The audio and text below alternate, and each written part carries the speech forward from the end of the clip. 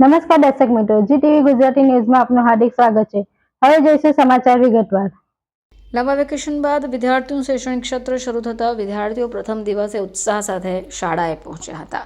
સ્કૂલોમાં બેલ વાગવાની સાથે વિદ્યાર્થીઓ વર્ગખંડમાં પ્રવેશ આપીને પ્રાર્થના શરૂ કરી નવા સત્રનો શુભારંભ કર્યો।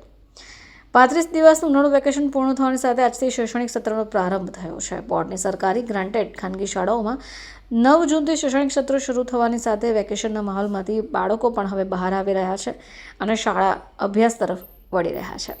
બપોરે પ્રાથમિક માધ્યમની શાળાઓ શરૂ થઈ ત્યારે સિંગાપુર કોઝવે રોડ પર આવેલા શ્રી હંસ મુક્તિ વિદ્યાભવનમાં નવા શૈક્ષણિક સત્ર 2025-26ના પ્રથમ દિવસે વિદ્યાર્થીઓ ઉત્સાહ અને ઉર્જા સાથે પહોંચ્યા હતા। આચાર્ય રીચાબેન ઠક્કર શિક્ષકગણો દ્વારા વિદ્યાર્થીઓનું ઢોલ નગારા સાથે સ્વાગત પણ કરાયું અને કુમકુમ તિલક કરી પ્રવેશ અપાયો। વાલીઓએ પણ ઉત્સાહભેર નાના ભૂલકાઓને શાળા મૂકવા માટે પહોંચ્યા હતા। નમસ્તે વાલી મિત્રો, વિદ્યાર્થી મિત્રો, મારું નામ રીચાબેન ઠક્કર છે। હું હંસમુક્તિ વિદ્યાભવનમાં એઝ આચાર્ય તરીકેની મારી પોસ્ટ છે અને હું આચાર્ય તરીકેની અહીંયા ભૂમિકા ભજવી રહી છું। આજે શાળા સત્ર શરૂ થયું, કયા પ્રકારનો માહોલ હતો? વાલીઓને કઈ રીતે વેલકમ કર્યું, બાળકોને કઈ રીતે વેલકમ?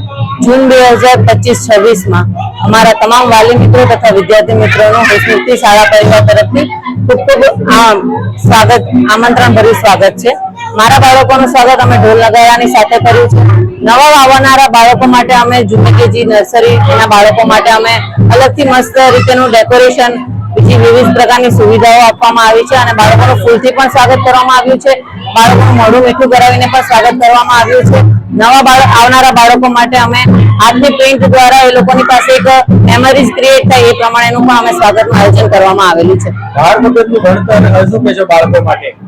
બાર વગરનું ભણતર એટલે જુનિયર કેજી થી લઈ અને બીજા ધોરણના બાળકો માટે દરેક પુસ્તકો શાળાની અંદર જ રાખવામાં આવે છે। બાળકને ઘરેથી ખાલી નાસ્તાનો ડબ્બો, વોટર બેગ અને એટલી જ વસ્તુઓ લઈને આવવાની રહેશે। એટલા માટે બાળકોને અહીંયા નવી નવી ડિજિટલ પેનલો દ્વારા બી ભણતર આપવામાં આવશે। રમત ગમતોની સાથેની બી ભણતર આપવામાં આવશે। નવી નવી પ્રવૃત્તિઓ દ્વારા પણ બાળકોને ભણતર આપવામાં આવશે।